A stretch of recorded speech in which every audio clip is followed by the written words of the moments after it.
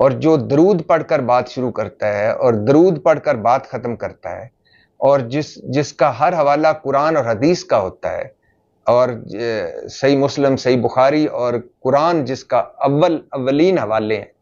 اس کو بھی سنا جانا چاہیے۔ ارشاد بھٹی آج کل بار بار اپنی ویڈیوز میں ایک بات کر کے لوگوں کو مطمئن کرنے کی کوشش کر رہا ہے مرزا کے حوالے سے کہ جی وہ تو ہر ویڈیو کے شروع میں بھی درود پڑھتا ہے، آخر میں بھی درود پڑھتا ہے، وہ ہر حوالہ قرآن بخاری مسلم سے دیتا ہے۔ حالانکہ قرآن بخاری مسلم کا نام لے کر مرزا نے جتنے جھوٹ بولے ہیں اور جتنے دھوکے دیے ہیں، دجل کیے ہیں، شاید ہی کسی نے کیے ہوں۔ ارشاد بھٹی کے لیے ہم ایک نمونہ پیش کر دیتے ہیں، بخاری کا نام لے کر یہ کس طرح صحابہ کرام رضی اللہ تعالیٰ عنہ پر بڑے بڑے سنگین الزامات لگا چکے ہیں۔ اگر ارشاد بھٹی کے کسی لیڈر پر کوئی الزام لگائے کہ اس نے بیت المال سے تھوڑا سا گھپلا کیا ہے، تو تھوڑے سے گھپلے کے الزام پر بھی ارشاد بھٹی سیخ پا ہوگا اور فوراً کلپ بنائے گا۔ لیکن مرزا نے صحابہ کرام رضی اللہ تعالیٰ عنہ پر اربوں روپے کے گھپلے کا الزام لگایا ہے، وہ ہم آپ کو سنا دیتے ہیں، پھر دیکھتے ہیں ارشاد بھٹی اس پر بھی کلپ بناتا ہے یا نہیں۔ ویسے تو بہت سارے اس نے جھوٹ بولے ہیں، بہت سارے جھوٹے الزامات لگائے ہیں صحابہ کرام رضی اللہ عنہ پر۔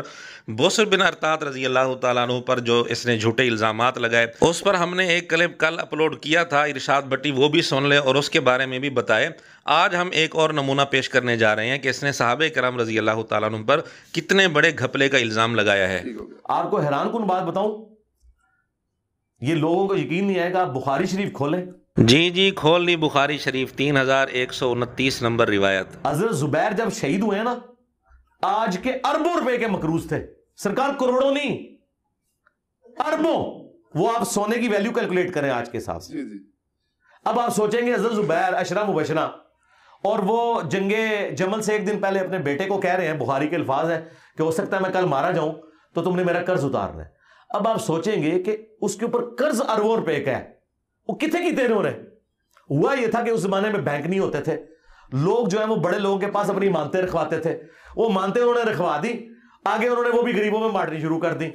ادھار تو ادھار نہیں ہوتا ہے، حضرت علی کو نہیں تھے حضور ڈیوٹی لگا کے کہ مانتے واپس کرنی ہے، وہ ادھر غریبوں میں لٹا دی، اور جن کی مانتے تھی وہ واپس دینی تھی۔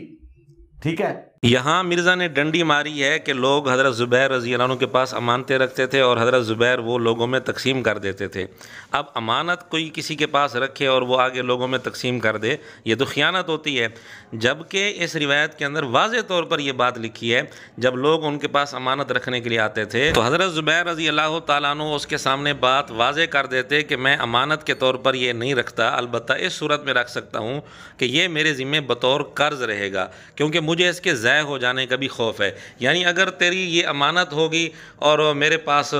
وہ ضائع ہو گئی تو پھر تیرا نقصان ہوگا، کیونکہ امانت اگر کسی کے پاس ضائع ہو جائے خود بخود تو اس پر وہ تاوان نہیں ہوتا۔ لیکن حضرت زبیر رضی اللہ تعالیٰ عنہ اس کو قرض بنا دیتے۔ قرض جب بن جاتا ہے تو اس کے بعد اس کی ادائیگی لازم ہو جاتی ہے، اس کے ضائع ہونے کا خوف نہیں ہوتا۔ پھر قرض بن جانے میں یہ بھی سہولت ہوتی ہے کہ انسان اپنی مرضی سے اس کو جیسے چاہے خرچ بھی کر سکتا ہے۔ امانت کے اندر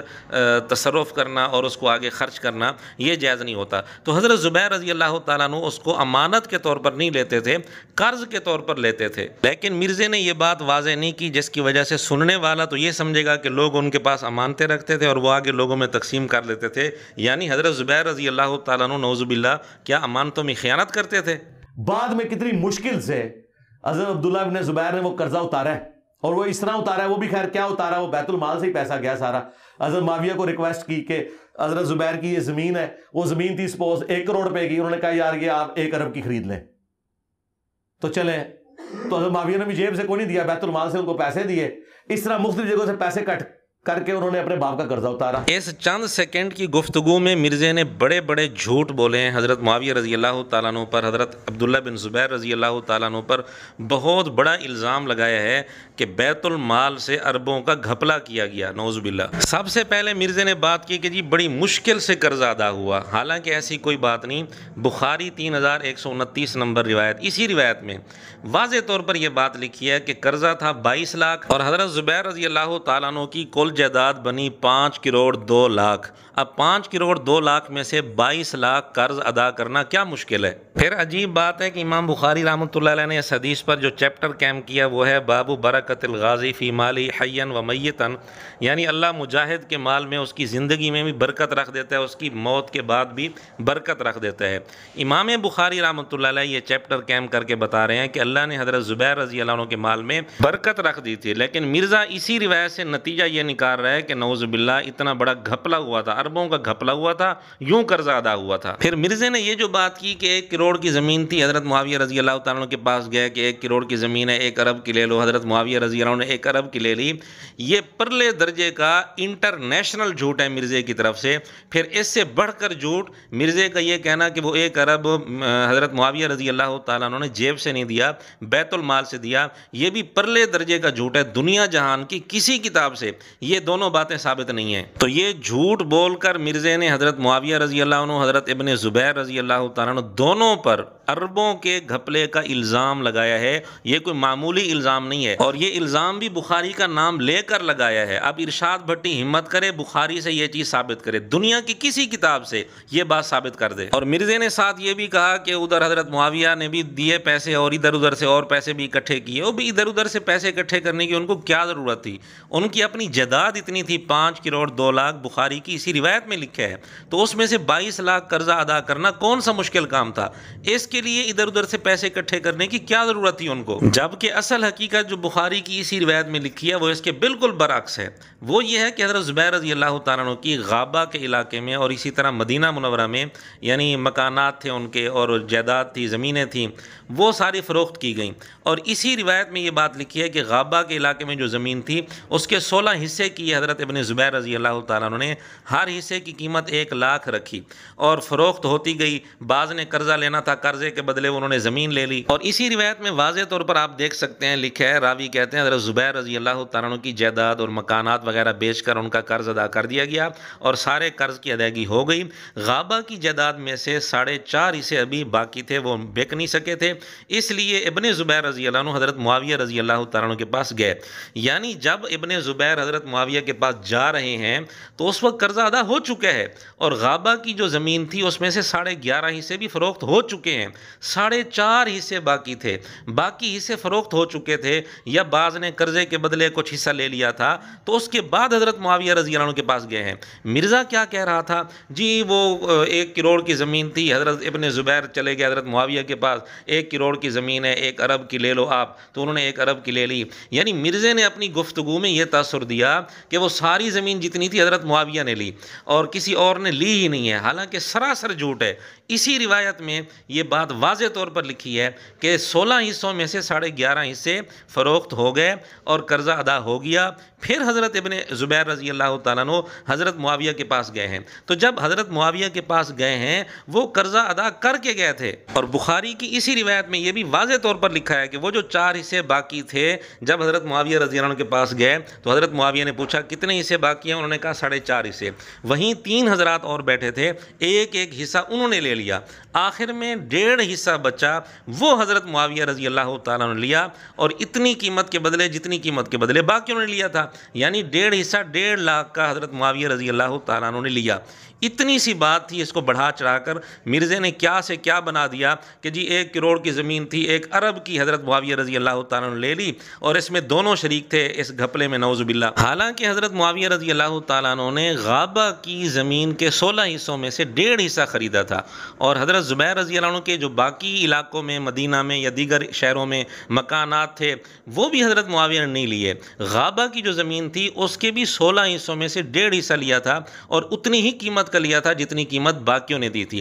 تو اگر باقی 1 لاکھ دے سکتے تھے 1 حصے کا، تو کیا حضرت معاویہ رضی اللہ تعالیٰ عنہ اپنی جیب سے 1.5 لاکھ نہیں دے سکتے تھے؟ ناظرین اندازہ کریں بخاری کا نام لے کر یہ شخص کتنے بڑے بڑے جھوٹ بولتا ہے اور صحابہ کرام رضی اللہ تعالیٰ عنہ پر کتنے بڑے بڑے الزامات لگاتا ہے۔ پھر ایک اور عجیب بات اسی روایت میں یہ لکھا ہے کہ عبداللہ بن جعفر رضی اللہ تعالیٰ عنہ نے حضرت زبیر رضی اللہ عنہ سے 4 لاکھ لینے تھے، انہوں نے 4 لاکھ کے بدلے غابہ کی زمین کے جو 16 حصے بنے تھے اس میں سے 4 حصے لے لیے، یعنی 4 لاکھ کے بدلے 4 حصے لیے۔ اور پھر اسی روایت میں واضح طور پر یہ بات لکھی کہ عبداللہ بن جعفر رضی اللہ تعالیٰ عنہ نے اپنا حصہ جو تھا یعنی 4 حصے غابہ کی زمین والے، یہ حضرت معاویہ رضی اللہ تعالیٰ عنہ کو بیچے 6 لاکھ کے، یعنی 2 لاکھ نفع کے ساتھ۔ یعنی عبداللہ بن زبیر رضی اللہ تعالیٰ عنہ نے تو حضرت معاویہ رضی اللہ عنہ سے 1.5 لاکھ لیا تھا، اور عبداللہ بن جعفر رضی اللہ تعالیٰ عنہ یہ حضرت معاویہ رضی اللہ تعالیٰ عنہ سے 6 لاکھ لے رہے ہیں۔ اب عبداللہ بن جعفر کون ہیں؟ سیدنا علی رضی اللہ تعالیٰ عنہ کے بھتیجے ہیں، جعفر طیار رضی اللہ تعالیٰ عنہ کے بیٹے ہیں،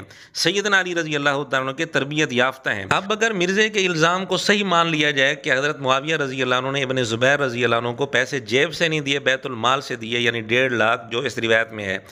تو پھر یہ بھی ماننا پڑے گا کہ حضرت عبداللہ بن جعفر رضی اللہ عنہ کو بھی حضرت معاویہ نے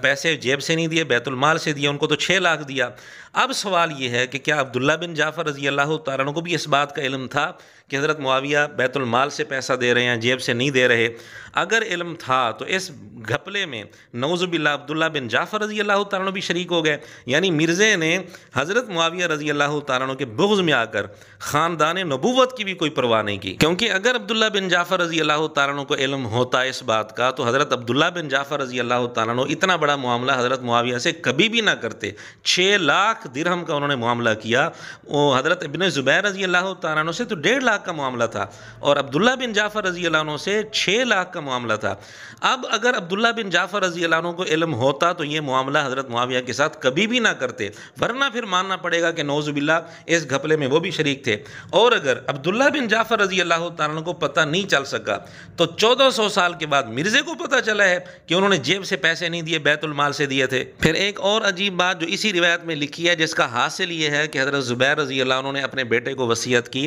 کہ قرض کی ادائیگی میں جب کوئی مشکل پیش آئے تو اللہ سے دعا کرنا۔ ابن زبیر کہتے ہیں کہ اللہ کی قسم مجھے جب کوئی مشکل پیش آئی اس حوالے سے میں نے اللہ سے دعا کی، اللہ نے قرض کی ادائیگی کی صورت پیدا کر دی۔ یعنی اس حوالے سے حضرت ابن زبیر رضی اللہ تعالیٰ عنہ کو مشکل پیش آتی تھی، وہ اللہ سے رابطہ کرتے تھے، دعا کرتے تھے۔ اور مرزا کیا تاثر دے رہا تھا کہ قرضہ یوں ادا ہوا کہ حضرت معاویہ کے پاس چلے گئے کہ 1 کروڑ کی زمین ہے، آپ 1 ارب کی لے لو، انہوں نے 1 ارب کی لے لی، پھر ادھر ادھر سے پیسے اکٹھے کر کے یوں قرضہ ادا ہوا۔ یعنی بات کیا تھی اور مرزے نے کس طرح بات بنا دی، کس قسم کا تاثر دینے کی کوشش کر رہا ہے۔ پھر مرزے کا یہ کہنا کہ ادھر ادھر سے پیسے اکٹھے کر کے اپنے والد کا قرضہ ادا کیا، یہ بھی بالکل جھوٹ ہے، بلکہ بخاری کی اسی روایت میں ہے کہ بعض حضرات نے حضرت ابن زبیر سے کہا بھی صحیح کہ اگر کوئی دشواری پیش آئے تو مجھ سے کہنا، یعنی میں تعاون کر دوں گا، مجھ سے تعاون لے لینا۔ لیکن عبداللہ بن زبیر رضی اللہ تعالیٰ عنہ نے اس بارے میں کسی سے تعاون نہیں لیا، یعنی بئی معنی کہ کسی سے ویسے پیسے لیے ہوں بطور تعاون کے یا قرض کے طور پر لیے ہوں تاکہ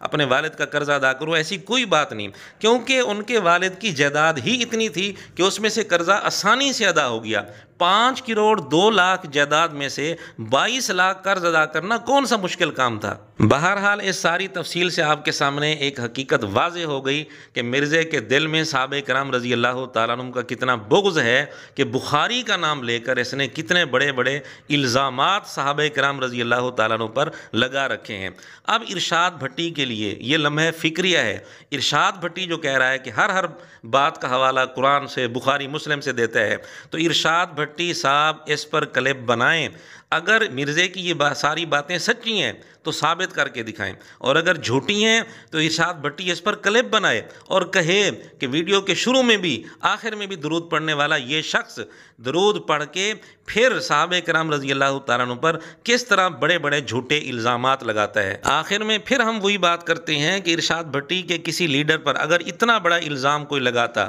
تو کیا ارشاد بھٹی خاموش رہتا؟ کیا یہ سیخ پا نہ ہوتا؟ کیا یہ ویڈیو نہ بناتا؟ اب دیکھتے ہیں ارشاد بھٹی کے اندر کتنی غیرت ہے صحابہ کرام رضی اللہ تعالیٰ عنہ کے بارے میں۔ اگر ارشاد بھٹی یہ کلپ نہیں بناتا، مرزے کا رد نہیں کرتا اور تعریفیں ہی کرتا ہے، اور پھر یہ بات کرتا ہے کہ جی یہ تو بخاری مسلم کے حوالے دیتا ہے، قرآن کے حوالے دیتا ہے، اپنی بات پر ارشاد بھٹی اڑا رہتا ہے، قائم رہتا ہے، تو پھر آپ خود سمجھ لیں کہ ارشاد بھٹی کون ہے اور اس کے دل میں غیرت ہے یا نہیں۔